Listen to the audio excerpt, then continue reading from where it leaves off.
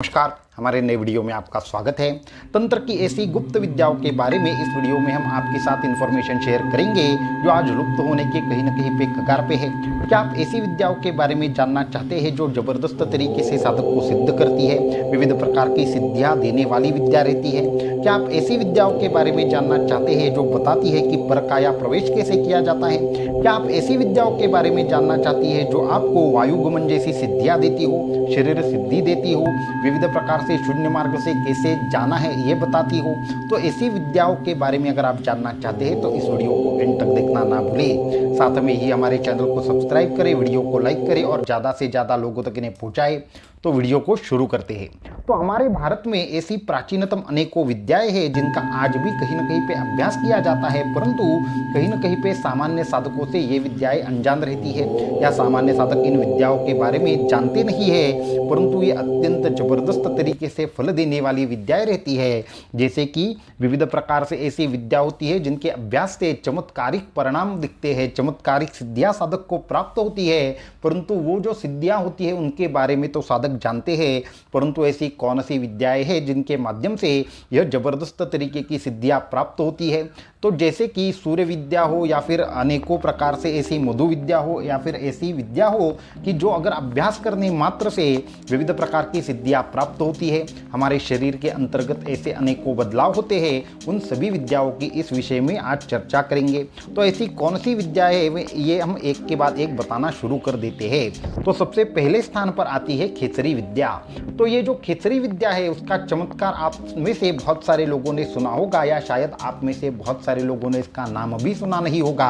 तो शास्त्र कहता है ये सर्वश्रेष्ठ विद्या है जिसका अगर अभ्यास एक बार योगी कर ले तो उसके शरीर में से खाने पीने की उसको जिंदा रहने के लिए आवश्यकता नहीं रहती। आज भी तिब्बतीय महात्माओं में ऐसे बहुत सारे महात्मा हैं जो खेचरी विद्या का अभ्यास करके 200 या 300 साल तक भी जिंदा है, 400 साल तक भी जिंदा रहने वाले लोगों से हमने खुद बातचीत की है। तो खेचरी विद्या का उनके यहाँ पे बड़ा प्रभुत्व रहता है। खेचरी विद्या में होता ऐसे है कि एक विशेष प्रकार से अपने शरीर में एक प्रकार के जिह्वा के नीचे एक शीर होती है, उसको काट कर कहीं न कहीं पे उसको तालु स्थान पर ले जाना होता है और वहाँ से एक अमृत वर्षाव होता है, उसको ग्रहण करने से योगी अत्यंत सिद्ध होता है। ये खेचरी विद्या का मूल सिद्धांत है। तो ऐसे ही 400 या 450 वर्ष के एक महात्मा से हमारी मुलाकात हुई थी तिब्बत में। तो तिब्बत में जब हम जाते हैं तो आने वाले सामने वाले व्यक्ति अगर दिखने में छोटे हैं तो इसका मतलब वो उनकी उम्र उतनी कम होगी ऐसा नहीं है। वो एकदम से युवा 30-35 साल के हमें दिख रहे थे, परंतु जब 8 दिन उनके साथ रहे तो पता चला कि इनकी जो उम्र है वह तकरीबन 400 साल के आसपास है। कुछ लोगों ने कहा 350 साल है, कुछ लोगों ने कहा 450 साल है, परंतु उनकी असली उम्र हमने उनसे पूछी नहीं और वो किसी को भी वहाँ पे स्पष्ट रूप से वो देखकर बताना उतना मुमकिन नहीं था। लेकिन तकरीबन इतने साल का जो उनका ये लंबा तजुर्बा था, इतनी जो साधना थी, उसके बाद जब हमने पूछा कि इन सभी चीज़ों के पीछे क्या रहस्य है तो उन्होंने कहा खेचरी विद्या ये आपको सामर्थ्य देती है। उसके बाद वो ध्यान में बैठ गए। खेचरी मुद्रा का थोड़ा सा हमें प्रयोग देखना था, तो जैसे ही वो ध्यान में बैठ गए तकरीबन देखते ही देखते 10 फीट तक वो हवा में उछले थे और बाद में धीरे धीरे धीरे नीचे आ रहे थे। उसके साथ में उन्होंने ऐसी बहुत सारे चमत्कार दिखाए, जैसे कि संकल्प मात्र से अन्न उनके सामने आता था। उनको भूख तो तकरीबन हम 8 दिन थे, उसमें से 7 दिन उन्होंने पानी की एक बूंद भी नहीं ली। ऐसी जबरदस्त शक्ति उनके यहाँ पे थी। तो इन सारी शक्तियों का जो भी परिणाम है उसके मूल में अगर किस विद्या का अभ्यास उन्होंने किया है उनको पूछा तो उन्होंने खेचरी विद्या का नाम लिया। ये आज लुप्त होने के कगार पर तो है ही, परंतु ऐसे बहुत कम साधक हैं जो खेचरी विद्या कर सकते हैं। खेचरी विद्या करना और खेचरी सिद्ध होना, इन दोनों चीज़ों में फर्क है। शास्त्र ये कहता है कि खेचरी विद्या अगर एक बार सिद्ध हो गई न तो किसी प्रकार की भूख और प्यास लगती है, न किसी प्रकार की इच्छा रहती है, बल्कि उस व्यक्ति के संकल्प मात्र से, उस योगी के संकल्प मात्र से अनेकों चीज़ें उस व्यक्ति के सामने प्रकट होने की शक्ति उसमें आ जाती है। तो पहली विद्या थी खेचरी विद्या। दूसरी विद्या का नाम हम बताना चाहेंगे गुप्त तंत्र तंत्र की मुद्रा विज्ञान। तो जो ये गुप्त तंत्र मुद्रा विद्या है वो भी आज से बहुत साल पहले प्रचलित थी।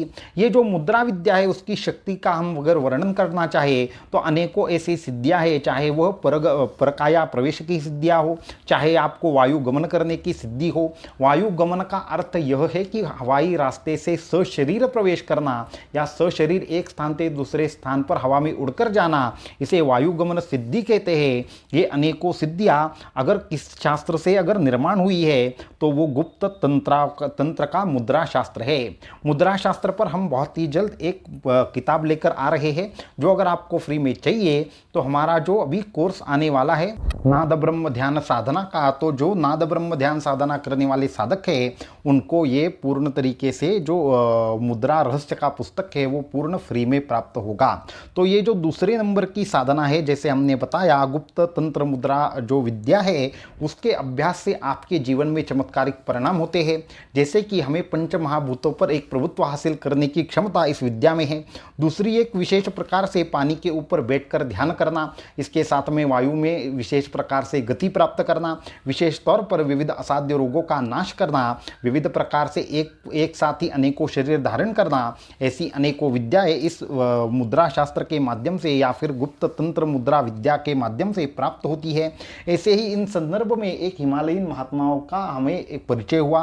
वो एक तरीके से एक ही जगह पर एक ही साथ में वो अनेकों जगह पर उपस्थित रहने की दिव्य शक्ति रखते थे। उसके साथ में उनको परकाया प्रवेश का भी ज्ञान था, उसका कुछ हिस्सा भी उन्होंने हमें बताया था। इसको छोड़कर एक विचित्र तरीके की उनके साथ बात थी, वो ये थी कि कितनी भी आजू बाजू में ठंड क्यों न हो, वो उनका जो शरीर था वो हमेशा गर्म रहता था। आजू बाजू में कितनी भी गर्मी क्यों न हो, उनका शरीर गर्मी के मौसम में अत्यधिक ज़्यादा ठंडा रहता था। ऐसी चमत्कारिक शक्तियाँ उनके साथ हम जब 20 या 25 दिन थे तो देखने को मिली। तो वो जैसे कि एक बार तो ये हुआ कि हमें अपने आंखों पर विश्वास नहीं हुआ कि जब वो सुबह 6 बजे पानी में चले गए और धीरे धीरे देखते ही देखते उन्होंने क्या किया, सिद्धासन लगाया और पानी के ऊपर तैर कर वो मंत्र जाप कर रहे थे। तो जब ये हमने देखा तो हम अवाक रह गए। तो ये सब चीज़ें हुई, उनके साथ साधना हुई। साधना के बाद हमने पूछा कि आप हमें कृपया बताएंगे क्या कि ये अभी आपने कैसे किया। तो उन्होंने कहा उसके लिए जो मुद्रा शास्त्र है उसका अभ्यास करना पड़ता है। मुद्रा शास्त्र में ऐसी विचित्र विचित्र चीज़ें करना मुमकिन है जिसके माध्यम से हमारा इन पंच महाभूतों के ऊपर कहीं ना कहीं पे संयम होता है, कहीं ना कहीं पे हमारे समस्त प्रकार के रोगों पर संयम होता है। उन्होंने एक विचित्र प्रकार का प्रयोग दिखाया। उन्होंने कुछ हाथ में विशेष प्रकार की मुद्राएं की और वो बर्फ के ऊपर चलने लगे, तो जहाँ जहाँ पे वो कदम रखते वहाँ की बर्फ थी वो पिघलने लगी।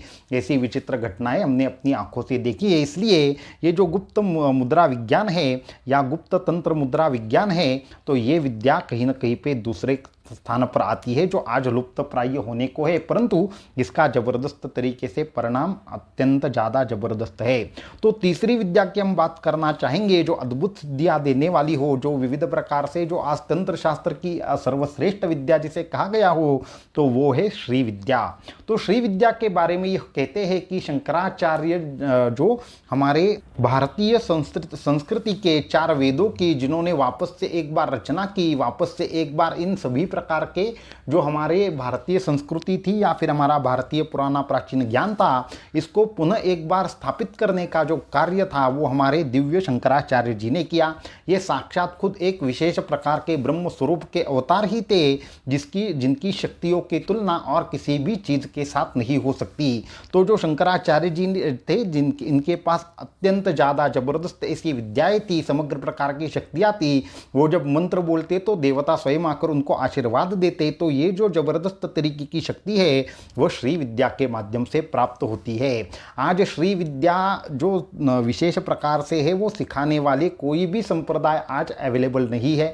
बहुत कम जगह पर श्री विद्या का अभ्यास होता है। श्री विद्या का अर्थ यह नहीं है कि सिर्फ श्री विद्या के मंत्र को जानना, अपितु श्री विद्या जो है वो इतनी जबरदस्त है कि वहाँ पे सिर्फ संकल्प मात्र से बारिश हो सकती है, संकल्प मात्र से बारिश रुक सकती है। ये तो एक छोटा सा उदाहरण हुआ। श्री विद्या के एक सर्वज्ञ स्वामी थे, वो तो इतने ज़बरदस्त तरीके से उनकी शक्तियाँ थी कि उनके सामने सिर्फ उनको एकटक देखने मात्र से वो लोगों के रोग दूर करते थे। इसको छोड़कर कोई भी वस्तु कहीं पर भी क्यों न हो सामने प्रकट कर सकते थे। उनके यहाँ तो ऐसा कहा गया है कि जब भी वो किसी विशेष भगवान की याद करते या फिर एक विशेष किसी इष्ट की उपासना करते तो जिस भी देवता का वो मंत्र कहने लगते उसका आजू बाजू में कहीं ना कहीं पे वो प्रकट हो जाते थे।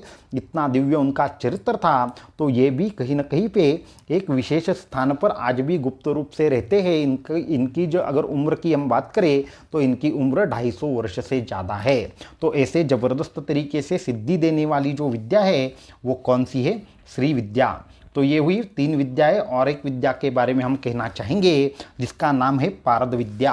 तो पारद विद्या भी आज के समय में जो मौजूद है वो एक तरीके से हम कहना चाहेंगे छोटे स्वरूप में ही आज पारद विद्या मौजूद है। अगर पारद विद्या की बात करें तो असल में जो पारद विद्या है वो पारद विद्या की शक्ति की कोई भी सीमा नहीं है। पारद विद्या यानी कि एक प्रकार से तंत्र की धातुओं पर नियंत्रण आना। पारद विद्या का अर्थ यह है कि पारद के स्पर्श मात्र से एक प्रकार से विविध प्रकार से सोना बनाने की विद्या ही पारद विद्या कही गई है।